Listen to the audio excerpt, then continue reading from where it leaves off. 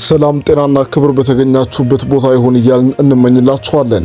አዋዋላችሁ ቆንጆ የነካችሁት ብሩክ ይሁን እያልን የምንመኝላችሁ ቤተሰቦቻችን እነሆ የአሰብ ፕሬስ የዜና ሰዓት ደርሷል። አሰብ የኢትዮጵያ ነች የሚል አስተያየት እያስቀምጣችሁ የተመራረጡ መረጃዎቻችን ተቋዳሽ ሆኑ። ወደ መረጃዎቹ ገባን። በአደገኛው የመለስ ዜናዊና ኢሳያስ አፈወርቂ ቤተሰባዊ የፖለቲካና የጥቅም ትስስር ሳቢያ ከእናት ሀገር ኢትዮጵያ የተገነጠለችው ኤርትራ ነውጥ እንጂ ለውጥ ሊዳሰስባት አልቻለም።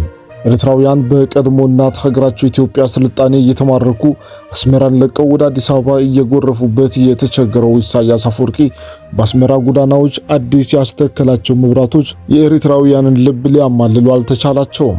ይባስ ብለው ከቀናት በፊት በከተማዋ ሊነሳ ይችላል የተባለውን ጥቃትና የተቀናጀ ዘርፊያ ለመከላከል የተተከሉ የደህንነት ካሜራዎች ተዘርፈው ማደራቸውን አሰብ ፕሬስ ከቦታው አረጋግጣለች። ከቀናት በፊት ለአስመራ ቅርብ ርቀት ላይ በሚገኙ ከተሞች መጠነኛ ተቃውሞ የገጠመው ኢሳያስ አፈወርቂ የህዝቡ ቁጣ ወደ አስመራ እንዳይስፋፋና ሰርጎ ገቦችን ለመቆጣጠር እንዲመቸው የተተከሉ የደህንነት ካሜራዎች ከመዘረፋቸው በተጨማሪ የሌሊት አሰሳ ስምሪት ላይ የነበሩ ሁለት ታጣቂዎችም ተገድለው መገኘታቸው ኢሳያስ አፈወርቂን ጭንቅ ውስጥ ከቶታል። በቅርቡ አሰብን ልናጣው እንችላለን በሚል የጦር አዛዦችን እየሰበሰበ የሚዶልተው ኢሳያስ አፈወርቂ ስልጣኑን ካላስረከበ የቬንዙዌላው ፕሬዝዳንት ጣፋንታ እንደሚገጥመውም እየተነገረ ነው። ግብጽን ተማምኖ ሊጀምረው የነበረውን ጦርነት አሁን ላይ ቆም ብሎ እያሰበበት ነው የተባለው ኢሳያስ አፈወርቂ አሰብን ሰጥቶ በመቀበል መርህ ብትሰጥ ኤርትራን ከመፍረስ ኤርትራውያንን መስዋዕት ከመክፈል ትታደገዋለህ የሚልን ምክር እየሰማ መሆኑን ተገልጿል።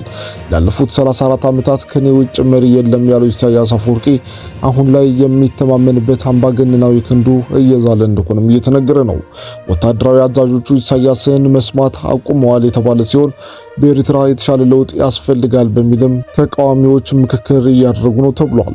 ራሱን የምስራቅ አፍሪካ ኪም ጆንግ ኡን ነኝ ብሎ የሚጠራው የ21ኛው ክፍለ ዘመን መባቻ አምባገነን መሪ ኢሳያስ አፈወርቂ በእስራኤል መንግስት ጥርስ እንደተነከሰበትም በይፋ ተረጋግጧል። ኢሳያስ የእስራኤልን መንግስት የቀይ ባህር ቤዝ ለማሳጣት እየሰራ መሆኑን ተከትሎ የእስራኤል ድሮኖች አስመራ ደርሰን ካልተመለስንና የአሜሪካና የቬንዙዌላ ክስተት ካልደገም ነው በማለት ላይ ናቸው ተብሏል። በሌላ መረጃ በጋምቤላ ከተማ አንጻራዊ መረጋጋት ሰፈነም። ለስደተኛ ካምፖች የእርዳታ አቅርቦት እየደረሰ መሆኑም ተገለጸም። ሰሞኑን በጋምቤላ ከተማ ተከስቶ በነበረው ግጭት ምክንያት ተቋርጦ የነበረው የሰዎች እንቅስቃሴና የንግድ ስራዎች በአንጻራዊ ሁኔታ መሻሻል ቢታይባቸውም በከተማ ዙሪያ የሚገኙ የስደተኛ ካምፖች የምግብና የውሃ አቅርቦት መቋረጡና ተፈናቃዮች በትምህርት ቤቶች ውስጥ መጠለላቸውን የክልሉ ባለስልጣናት ለአዲስ ስታንዳርድ ገለጹም። በክልሉ ያለውን ሁኔታ በቅርበት የሚያውቁ ምንጮች የጋምቤላ ክልል ፖሊስ ኮሚሽን ኮሚሽነር ኦጉላ ኦጁሉ በቁጥጥር ስር መዋላቸውን ለአዲስ ስታንዳርድ ገልጸዋል። አዲስ ስታንዳርድ መረጃውን ለማረጋገጥ ወደ ክልሉ ኮሚኒኬሽን ቢሮ ቢደውልም ጉዳዩ በኦፕሬሽን ላይ በመሆኑ ዝርዝር መረጃ መስጠት እንደማይችል የቢሮ ኃላፊ ገልጸዋል። የክልሉ ኮሚኒኬሽን ቢሮ በቅርቡ ተከስቶ በነበረው ግጭት ምክንያት ተቋርጠው የነበሩ የመንግስት መስሪያ ቤቶች ወደ መደበኛ ስራቸው መመለሳቸውን ያረጋገጠ ሲሆን የጸጥታ ኃይሎችም በጋምቤላ ከተማ ተሰማርተው እንደሚገኙ ተገልጿል። ቢሮ አክለውም በከተማዋ ያለው ሁኔታ አንጻራዊ መረጋጋት የሚታይበት መሆኑና ከስራ ገበታ ውጭ ርቀው የነበሩ የመንግስት ሰራተኞች ወደ ስራ መመለሳቸውን አስታውቀዋል።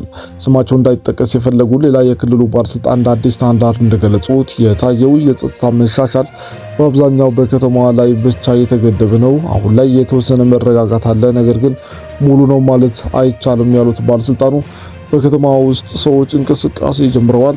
ሱቆችና ሱፐርማርኬቶች ተከፍተዋል። መንቀሳቀስ የሚፈልጉ ሰዎችም እየተንቀሳቀሱ ነው ሲሉ ሁኔታውን አስረድተዋል። በሌላ መረጃ ኢትዮጵያ በዓለም ሁለተኛ የሆነውን የሰው ሰራሽ አስተውሎት ዩኒቨርሲቲ ልታቋቁም ነው ተባለም።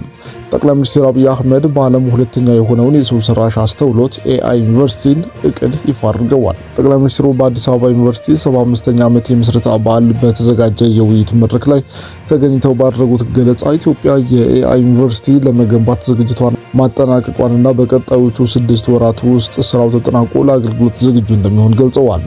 በአሁኑ ወቅት በዓለም አቀፍ ደረጃ በሰው ሰራሽ አስተውሎት ላይ ብቻ ትኩረት አድርጎ የተቋቋመ አንድ ዩኒቨርሲቲ ብቻ መኖሩን የጠቀሱት ጠቅላይ ሚኒስትሩ የኢትዮጵያው ተቋም በዓለም ሁለተኛ እንደሚሆን አስታውቀዋል። ዩኒቨርሲቲው እስከ 1000 የሚደርሱ ብቁ ተመራማሪዎችን የማስመረቅ አቅም እንደሚኖረው መታቀዱን ገልጸው ከነዚህ መካከል 100 የሚሆኑ ኢትዮጵያ ለአፍሪካውያን የምትሰጠው ነፃ የትምህርት ዕድል ተጠቃሚዎች እንደሚሆኑ አስረድተዋል። አያይዘውም ለእያንዳንዱ የአፍሪካ ሀገር ሁለት የነፃ ትምህርት ዕድል እንደሚሰጥም ጠቁመዋል። ዩኒቨርሲቲው በጥራት ላይ ትኩረት እንደሚያደርግ የገለጹት ጠቅላይ ሚኒስትር አብይ ከኢትዮጵያ ተማሪዎች መካከል በውድድር ከፍተኛ ውጤት የሚያመጡ ብቻ ተመርጠው እንደሚገቡም አመልክተዋል። ዩኒቨርሲቲው በዋናነት በሰው ሰራሽ አስተውሎት AI፣ በማሽን ለርኒንግ፣ በሮቦቲክስ፣ በዴታ ማይኒንግ እና በኮምፒውቲንግ ዘርፎች ላይ ብቻ ትኩረቱን አድርጎ በተግባር እየተደገፈ ትምህርት ይሰጣል ብለዋል። በዩኒቨርሲቲው የትምህርትና ምርምር ስራዎች ላይ ከሀገር ውስጥ ባለሙያዎች በተጨማሪ የዲያስፖራ አባላትና ዓለም አቀፍ ምሁራን ተሳታፊ እንደሚሆኑም ገልጸዋል። በተጨማሪም ይህ ተቋም መቋቋሙ ኢትዮጵያ በዓለም አቀፍ ደረጃ በቴክኖሎጂው ዘርፍ ያላትን ተወዳዳሪነት ከፍ እንደሚያደርገውና አዲሱን ትውልድ ለዘመኑ የእውቀት ሽግግር ዝግጁ እንደሚያደርገው መግለጻቸው ተዘግቧል። የውጭ መረጃም አሜሪካ በላቲን አሜሪካ ሰላም ላይ ስጋት ደቅናለች ስትል ቻይና ተናገረች። የቻይና የውጭ ጉዳይ ሚኒስቴር የአሜሪካ የኃይል እርምጃ በላቲን አሜሪካ ሰላምን እንደሚያሰጋ በማንሳት የመንግስታቱ ድርጅት ስብሰባ ላይ ድምጿን እንደምታሰማ አስታወቀች። የሚኒስትሩ ቃል አቀባይ ሊን ጂያን አሜሪካ በቬንዙዌላ ላይ ባደረሰችው ጥቃት ላይ ቤጂንግ ያላትን አቋም በመድገም ማዱሮ በአስቸኳይ እንዲፈታ ጠይቀዋል። የቻይና መንግስት ከቬንዙዌላ መንግስት ጋር ያለውን ግንኙነት አዎንታዊ ግንኙነትና ትብብር እንዳስጠበቀ ሊን ገልጸው ምንም እንኳን ዓለም አቀፍ ሁኔታ ቢቀየርም ቻይና ከላቲን አሜሪካ ሀገራት ጋር ጥሩ ወዳጅነት ትቀጥላለች ብለዋል። አሜሪካ በፈጸመችው ጥቃት የተጎዱ ቻይናውያን ስለመኖራቸው ሪፖርት እንዳላገኘችም አክለዋል። የዩናይትድ ስቴትስ የማዱሮ አፈና ህጋዊነት ዛሬ በተባበሩት መንግስታት ድርጅት የጸጥታው ምክር ቤት ስብሰባ ላይ ትኩረት ይሰጠዋል። ነገር ግን ዋሽንግተን በወታደራዊ ዘመቻዋ ከአጋሮቿ ጠንካራ ትችት ሊሰነዘርባት አይችልም። ሩሲያ፣ ቻይና እና ሌሎች የቬንዙዌላ አጋሮች ዩናይትድ ስቴትስ ዓለም አቀፍ ህግን ጥሳለች ሲሉ ከሰዋል። የተባበሩት መንግስታት ዋና ጸሐፊ አንቶኒዮ ጉተሬዝ ኦፕሬሽኑን አደገኛ ምሳሌ ነው ሲሉ መግለጻቸውን ቃል አቀባያቸው ቅዳሜ ዕለት ተናግረዋል። በርካታ የህግ ባለሙያዎችም የዩናይትድ ስቴትስ እርምጃ ህገወጥ ነው ይላሉ። ምንም እንኳን ዋሽንግተን በመንግስታቱ ድርጅት የጸጥታው ምክር ቤት ተጠያቂ ለማድረግ የሚያደርገውን ማንኛውንም ሙከራ ድምፅን በድምፅ የመሻር መብቷን ተጠቅማ ማገድ ትችላለች። የፈረንሳይ የውጭ ጉዳይ ሚኒስቴር ዣን ኖኤል ባሮት አሜሪካ ዓለም አቀፍ ህግን የሚደግፈውን ኃይልን ያለመጠቀም መርህን ጥሳለች ቢሉም የአውሮፓ መንግስታት ግን አሜሪካን ሳይጠሩ ዓለም አቀፍ ህግ እንዲከበር ጠይቀዋል።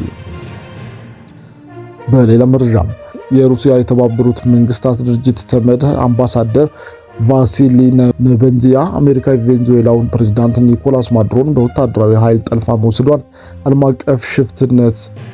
አቀፍ ሽፍትነት ሲሉ በጽኑ ኮነኑ። ይህ ድርጊት ዓለምን ወደ ቀውስና ኢፍትሐዊነት ዘመን እንደሚመልሰው ማስጠንቅቀዋል። የተመድ አስቸኳይ ስብሰባና የሩሲያ አቋም አምባሳደር ኔቤንዚያ ሰኞ ዕለት በተጠራው የተመድ የጸጥታው ምክር ቤት አስቸኳይ ስብሰባ ላይ እንደተናገሩት ዋሽንግተን በላቲን አሜሪካዊቷ ሀገር ላይ የፈጸመችው ጥቃት አሜሪካ ልትገነባው ያሰበችውን የዓለም ስርዓት አመላካች ነው። ይህ ድርጊት የአሜሪካ ቅርብ ወዳጅ የሆኑትን የምዕራባውያን ወገኖች ሳይቀር ያስደነገጠ ነው ሲሉ ዲፕሎማቱ ተናግረዋል። የተፈጥሮ ሀብት ዘረፋና ኒዮኮሎኒያሊዝም ፕሬዝዳንት ማዱሮ ከዚህ ቀደም አሜሪካ በቬንዙዌላ የተፈጥሮ ሀብት ለመቆጣጠር እንደምትፈልግ ሲገልጹ ነበር። የሩሲያው አምባሳደር ይህንን በማጠናከር የአሜሪካ እርምጃ በላቲን አሜሪካ የበላይነትን ለማረጋገጥና የተፈጥሮ ሀብቶችን ያለ ገደብ ለመቆጣጠር ያለመ አዲስ ቅኝ ግዛት እንቅስቃሴ ነው ብለዋል። የአሜሪካው ፕሬዝዳንት ዶናልድ ትራምፕ እሁድ ዕለት በሰጡት አስተያየት አሜሪካ ከሀገሪቱ ኢኮኖሚያዊ ጠቀሜታ ተጠቃሚ ለመሆን ቬንዙዌላን ማስተዳደር እንደምትፈልግ መናገራቸው የሩሲያን መከራከሪያ የሚያጠናክር ሆኗል። በአሜሪካ ጦር ተይዘው ወደ ኒውዮርክ የተወሰዱት ማዱሮና ባለቤታቸው ሰኞ ዕለት ፍርድ ቤት ቀርበው የአደንዛዥ ዕፅ ዝውውር ሴራ ክስ ተመስርቶባቸዋል። ማዱሮ ለክሱ ምላሽ ሲሰጡ እኔ ጨዋ ሰው ነኝ በማለት ጥፋተኛ ለመሆናቸውን አስታውቀዋል። ሩሲያና ብሪክስ ድርጊቱን በጥብቅ በማውገዝ ማዱሮ በአስቸኳይ እንዲፈቱም ጠይቀዋል። ሞስኮ የአሜሪካን ጥቃት በዝምታ ማለፍ የዓለም አቀፍ ሕግ መጣስን እንደ መፍቀድ ይቆጠራል፣ አደጋውም ለሁሉም ሀገራት ነው የሚል መልእክት አስተላልፋለች። የአውሮፓ ህብረት ምላሹ ቀዝቃዛ ነበር። የህብረቱ የአውሮፓ ጉዳዮች ኃላፊ ካያ ካላስ ጥንቃቄ እንዲደረግና የተመድ ቻርተር እንዲከበር ጠይቀዋል። ከሃንጋሪ በስተቀር ሁሉም የህብረቱ አባላት የፈረሙት የጋራ መግለጫ የአሜሪካን እርምጃ አልደገፈም፣ በግልጽም አልኮነነም። ክቡራትና ክቡራን የዩቲዩብ ቻናላችን ቤተሰቦች ለዕለቱ ለእናንተ ያዘጋጀላችሁ አንኳርና ዋና መረጃዎች እነዚህን ይመስሉ ነበር። በቀጣይ መረጃዎች በሌሎች ቪዲዮዎች ተመልሰን እንገናኛለን። እስከዛው በያላችሁበት መልካም ስራ፣ መልካም ቀን፣ መልካም ጊዜ ተመኘን።